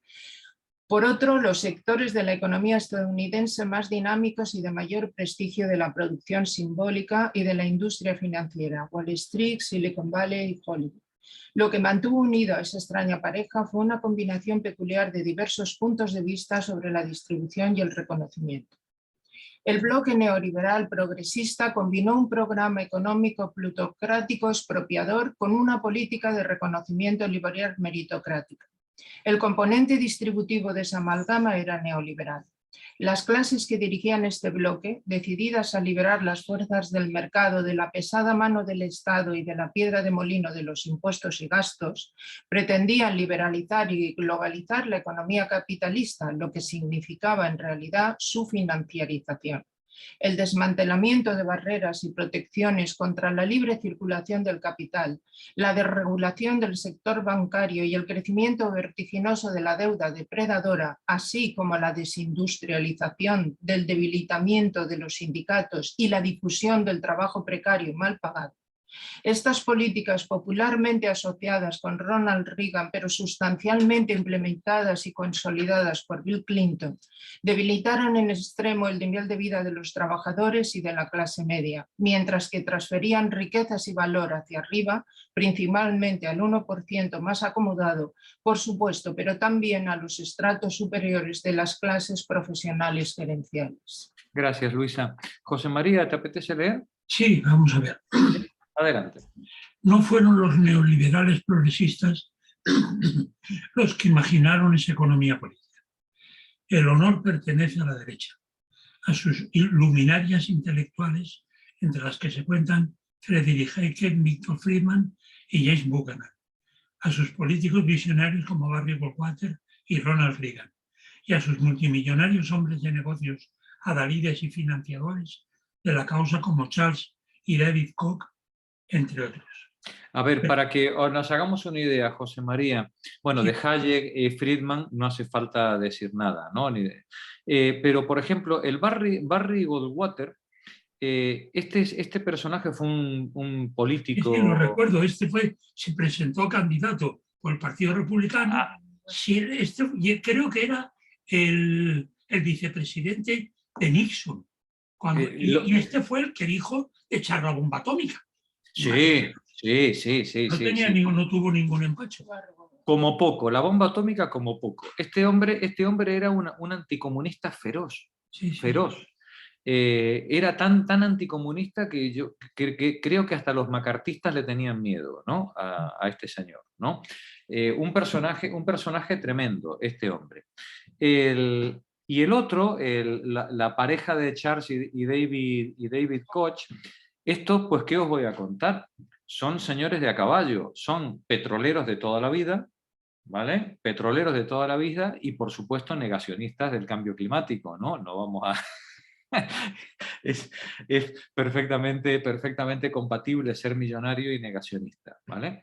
Bien, pues estos son, digamos, la base económica e intelectual de este movimiento, ¿no? Continúa, José María. Pero la versión... Un apunte que diría yo, sí. No sé si he salido un momento. Realmente en la guerra de que estamos viviendo de Ucrania, el gran vencedor es Estados Unidos, porque es el que está vendiendo el gas que antes no vendía, el que va a vender su petróleo, poco, pero ya ha llamado a Venezuela y a Irán, sus enemigos de toda la vida, para que espabilen y empiecen a producir más. Y eso pasa como si no pasara, ¿no?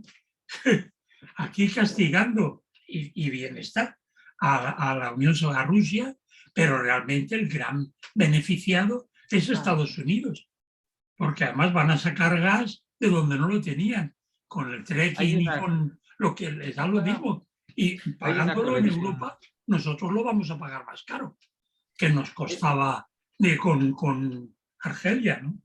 Pero eso nadie dice nada. No, hay una colección de novelas que deberíais comprarlas pronto porque van a ser prohibidas rápidamente, que son las de Sherlock Holmes, ¿vale? Sherlock Holmes, cuando había un asesinato, la primera pregunta que se hacía era ¿quién era el beneficiado? Claro. ¿Vale? Sí, es así.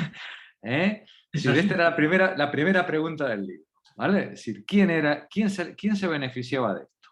¿Vale? Así que va a resultar que la novela Quería policíaca. apuntarlo porque, claro, es que parece, no se comenta porque los americanos son nuestros amigos y pueden hacer lo que quieran y hacen lo que les da la gana. Y encima el frente lo tienen al otro lado del Atlántico. ¿Qué les importa un carajo? Vamos. Sí, pero ya sabes que en tiempos de pensamiento único hay cuestiones que se pueden insinuar, Sí, pero, sí. pero nada más. ¿Vale? Sí. Sherlock Holmes, una lectura muy recomendada en tiempos de posverdad. ¿Vale? Muy bien. Bueno, sí, pero la versión fundamentalista de derechas del neoliberalismo no podía hacerse hegemónica en un país cuyo sentido común estaba todavía impregnado del pensamiento del New Deal, la revolución de los derechos, y un cúmulo de movimientos sociales descendientes de la nueva izquierda. Para que el proyecto neoliberal pudiera triunfar había que reembasarlo, dotarlo de un mayor atractivo y vincularlo a otras aspiraciones no económicas de emancipación. Repite ese párrafo, Sí. porque, José María, mira, en la izquierda somos tan pedantes que creemos que como tenemos superioridad moral, no sé de dónde lo hemos sacado, lo de nuestra superioridad moral, ¿no? No hay más que repasar nuestra historia para tener alguna que otra vergüenza, ¿no? Pero bueno, pero creemos que tenemos superioridad moral, ¿no? Somos tan pedantes que creemos que no tenemos nada que aprender, ¿sabes? Y mucho menos de la derecha, ¿vale? Mucho menos de la derecha. Pues no te imaginas, José María, no os imagináis, compañeras, todo lo que se puede aprender leyendo los grandes clásicos del liberalismo. ¿Vale? Son grandes escritores, mentes de una lucidez abrumadora.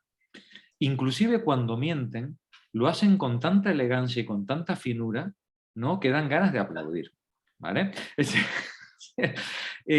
verdaderamente notable. Bien, pues un ejemplo es Hayek, ¿no? Es decir, o Mises, ¿no? Son grandes escritores, grandes pensadores, inclusive hasta cuando mienten. ¿Vale? Es decir, lo hacen con absoluta elegancia y finura. Merece la pena. Bien, pues una de las cosas que hay que aprender de la derecha es este párrafo. Para que el proyecto neoliberal pudiera triunfar, había que reenvasarlo. ¿Vale? Ponerlo en un frasco nuevo, ¿sí? Dotarlo de un mayor atractivo y vincularlo, ¿vale? Te voy a bajar el sueldo, voy a precarizar tu trabajo, te voy a quitar la escuela pública, voy a destruir el sistema de pensiones, pero te lo voy a poner tan bonito, que me lo vas a comprar. ¿Vale? Dotarlo de un mayor atractivo y vincularlo, sobre todo, vincularlo a otras aspiraciones no económicas de emancipación. ¿Vale? Si nosotros queremos que nuestro proyecto de emancipación sea atractivo, tendremos que saber vestirlo de una manera atractiva y no casposa. ¿Vale? Así que imaginación al poder, ¿sí? Hay que ver cómo se vende el caballo, ¿sí? Para que el caballo pues, sea vendible, ¿sí? En este caso, además, fijaos que en este caso nosotros creemos además que tenemos la razón, ¿sí? Os recuerdo que la mayor parte de la gente de derecha también cree que la tiene, ¿sí? Es decir, que esto no solo va de tener la razón, esto, además de tener la razón, va de que tu discurso sea atractivo, sea creíble y sea un discurso que prometa una esperanza, que promueva una esperanza a la que la gente se pueda aferrar con cierta alegría, ¿vale? Y luego que la verdad que llevamos detrás vaya haciendo su camino para generar esas condiciones de vida, de toda vida buena, ¿no? Que decíamos, las condiciones materiales. Pero el discurso tiene que ir por delante, ¿vale? Continúa, José María. Una pregunta. O sea, estoy de acuerdo con el análisis, pero a ver, hay una parte que me resulta un poco, aunque había leído otras cosas de Fraser, pero esta idea de que, a ver, lo voy a decir como muy simple, digo como que todos los movimientos sociales que lo que pretendían era un reconocimiento identitario, es decir, ser visibles, tener derechos, existir socialmente, lo son o lo han sido en un momento porque le interesaba al neoliberalismo. Consiguieron su caja de resonancia. Bueno, quiero decir, Claro. es que y también fue el resultado de la lucha de esos movimientos. Claro. Y también, en cierto modo, sería que al neoliberalismo algo ganaría con este reconocimiento, aunque no tuviera, como dices, o sea, con aspiraciones no económicas de emancipación y vincularlo a otras aspiraciones no económicas de emancipación, pero en el fondo algún beneficio aportaría, porque si no, no le hubiera interesado tampoco. O sea que creo que hay, a ver, yo siempre he pensado un poco que al feminismo le faltaba una concepción de clase, o sea, de tomar conciencia de la desigualdad socioeconómica en la que se encontraban las mujeres. Es como el feminismo siempre ha tenido sus prototipos y bueno, esto ya lo hemos hablado muchas veces, ¿vale? Pero si en este momento es cuando se reconocen toda la diversidad, digamos, de feminismos, con todas sus, el movimiento LGTBQ, o sea, los movimientos más racializados, etcétera, todo eso me cuesta mucho aceptar sin más que es porque el neoliberalismo es como decir, no te voy a dar nada de redistribución, pero mira, te voy a reconocer la identidad. No creo que Fraser esté diciendo eso, ¿vale? Es Bueno, decir, creo pero, bueno, claro, dice un doble movimiento. Esos movimientos estaban. Esos movimientos estaban. Y dentro del feminismo y dentro del movimiento LGTB, dentro de todos estos movimientos emancipatorios, había gente que decía que esto no era solo una cuestión de clase. Claro. Sí. Que esto no era solo una cuestión de... Lo de la clase era importante, pero no era solo una cuestión de clase. No, para estos movimientos en general la clase no era muy importante. Claro, pero, de hecho, pero aunque lo fuera... el concepto de clase durante 30 años prácticamente ha desaparecido. Sí, porque es que además recordemos que los movimientos de clase de la década del 50 y del 60 eran profundamente misóginos y racistas. Totalmente, totalmente. Sí, es que eso, por eso digo yo que tampoco que eso de nuestra superioridad moral deberíamos revisárnoslo un poquito, sí, no, ¿vale? No, claro. Al asunto. Nosotros también hemos aprendido mucho en este camino, ¿vale? Cuando estos movimientos emancipatorios reclamaban que no solamente era una cuestión de clase y que había una cuestión de diversidad que necesitaba reconocimiento para poder tener derecho a la voz, derecho al voto, derecho a la representación, ¿vale? En ese momento el neoliberalismo, que está tratando de transformar la economía luchando contra un Estado que consideran opresor, porque es un Estado que los carga de impuestos, que los carga de restricciones económicas, que no les permite utilizar los bancos como fondos de inversión, que no les permite una globalización sin restricciones. Estos empresarios dicen, oye, ¿por qué no luchamos, por qué no conseguimos una amplia alianza entre estos sectores emancipadores y nuestros intereses de globalización? Reconocemos o ayudamos a difundir sus reclamos identitarios, pero por supuesto de sus reclamos de redistribución, nada. No, ¿vale? Bien, ¿qué es lo que nos dice Nancy Fraser? Que el neoliberalismo opera como una caja de resonancia, como un altavoz, para la parte identitaria de estos movimientos emancipadores. Vale. Pero no para la parte redistributiva. Sí, esto lo tengo claro. Esto no es culpa de los movimientos emancipadores. Sí, digamos, es una estrategia de trabajo del poder económico para conseguir echar a los políticos keynesianos y a los políticos clásicos del poder y transformar el Estado en una oportunidad de negocio. Sí. ¿Sí? Ya. Pero no es culpa de los movimientos emancipadores. No, no Ahora digo bien, culpa, sino que les resta fuerza de su propia lucha. bueno, pero es que fíjate que si Claro, había tú que dices es un altavoz, sí, en ese claro, sentido. si había que llevar a un canal de televisión a Sí. 5 feministas, pues iban 4 identitarias y una redistributiva. O ninguna. Ya. Sí, Si ya. había que llevar a un canal Todas a un blancas, plato de televisión, todas blancas y heteros principalmente. claro, blancas heteros. Claro, Y si había por supuesto. que llevar negros o mexicanos, los vamos a llevar empresarios que demuestren cómo si quieres puedes. Sí, sí, claro. ¿Sí? No, eso está claro, sí. Porque aunque Claro. seas chicano y espalda mojada, mira, pues este señor consiguió llegar a tener 1000 empleados.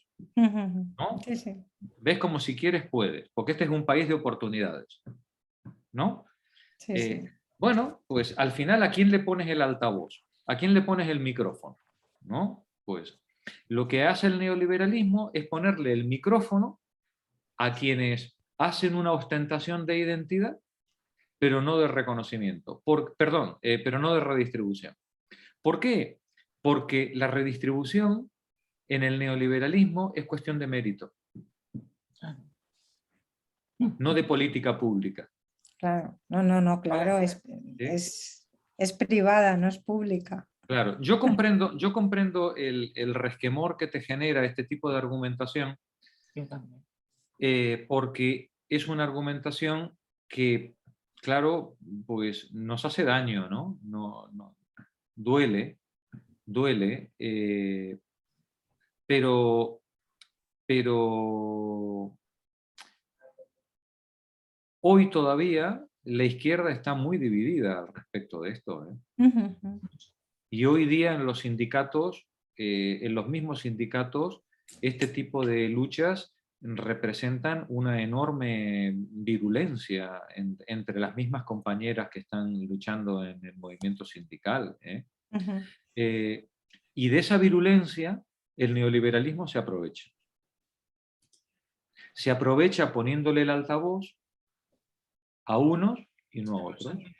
Cuando hay que hablar de prostitución, no veis en la televisión a las del Front Abolicionista, ¿verdad? No, claro. Pero no quiero decir nombres, ¿vale? No quiero decir nombres, pero a que las otras sí están en la televisión. Sí, claro. Sí. ¿Verdad? ¿Sí? Y las de los vientres de alquiler, y las de las adopciones ilegales, por hablar de algunos artistas, ¿no? Esos sí están en la televisión todos los días, ¿verdad? Los otros no están en la televisión. Entonces tú dices, ¿los otros no existen? Sí existen, pero no tienen el micro. Lo que hace el neoliberalismo es ponerle el micro a unos y a los otros silenciarlos. A Cañamero no le veis en la televisión, ¿verdad que no? No. ¿Sí? Claro, entonces, pues ya veis que de políticas redistributivas se habla lo menos posible. ¿Sí? Perdonad una cosa. Sí. Sobre lo que preguntaba, bueno, lo que comentaba María José. Yo también pienso, creo que después explica también un poco esto más o menos. Lo que decías de las luchas, es que es lo que comentamos siempre de la capacidad que tiene el neoliberalismo y el capitalismo de fagocitarlo todo, y se han banalizado y se han vaciado de contenido muchas luchas, y además, bueno, a veces con la connivencia de antiguos y antiguas luchadores. Y también es una cosa estupenda para hacer pinkwashing, es decir, un caso sangrante. ¿Qué es el pinkwashing? Blanqueo de imagen. Un caso, os explica, bueno, un caso sangrante es lo de Israel. No sé si os acordáis que hubo una representante de Israel que era una mujer trans en el Festival de Eurovisión. Entonces, o sea, Israel es especialista en, si tenemos gays y lesbianas en las Fuerzas Armadas, somos la hostia, no como esos palestinos que son unos salvajes musulmanes machistas, no sé qué. y pueden hacer eso y al día siguiente bombardear una escuela de niños, pero ellos van de estado súper moderno y, es decir, Claro. es una cosa un poco vacía de contenido para ponerte la etiqueta de no, yo cómo voy a ser facha si estoy por los gays y las lesbianas y los, ¿no? Es un poco, a eso me refiero. Aquí es Muy una bien. cosa estupenda para, en realidad, no hacer mucho, pero ponerse la medallita y para como blanqueo de imagen es fantástico. Sí, Se ha así vaciado es. mucho de Muy buen contenido. ejemplo, Eva, muy buen ejemplo porque Sí, es un ejemplo actual, es es un verdad. ejemplo actual, ¿no? De una estrategia. Además, eso sí que, ahí sí que en el caso neoliberal podrías pensar que ha sido una alianza espontánea que luego ha Y fructificado, parece planificado, sí. ¿no? Pero en el caso de Israel es una planificación absoluta, ¿no? Absoluta. Sí, Del tema, claro, sí, sí. claro. Es verdad, es verdad. Muy Muy bien. buen ejemplo. Muy buena puntualización. Bueno, compañeras, pues yo creo que lo dejamos así, ¿no? Sí. Seguimos después de Pascua, tener cuidado con el jamón y con la morcilla, no os empachéis de colesterol, que sabéis que en estas fechas está O todo sea, el penalizado. miércoles que viene no, el otro, ¿no? ¿O cómo? ¿El No, miércoles que viene? El miércoles que viene seguimos. Sí, Ah, sí, vale. sí. Sí. Ahora Pero no. no es fiesta, no es fiesta, no, Como no has es dicho después de Pascua. Aquí Pero no. claro, el miércoles que viene no es Pascua, ¿no? No es fiesta, ¿no? Ah, No, el fiesta no lunes es, fiesta es no el es. lunes de Pascua. Perdón. Y luego Vale. A ver, la Pascua ¿cuándo es? Que yo me entere, que yo soy ateo, che. El lunes. La Pascua es el lunes, ¿no? Pues Bueno, el miércoles seguimos con la lectura, claro. Vale, de acuerdo. Claro, pero mañana no hay seminario. no hay, no hay. Y pasado tampoco. Muy bien. ¿Vale? Estamos Bueno. en procesiones. Vale. Espero que no Somos tengas que... ateos. Somos ateos, pero respetuosos de la institución. ¿Vale? Vamos a procesión. Espero no tengas que cortar mucho, Jorge. Eso. La procesión va por dentro, ¿no? La procesión va por dentro. Una cosa es la fe y otra las vacaciones. Eso es, son dos cosas diferentes. Muy bien. Bueno, pasad Bueno, buena semana. Buenas noches. Chicas, pasar buen... Adiós. Pasar buen... Feliz fiesta. Igualmente. Salir. Mira, sí.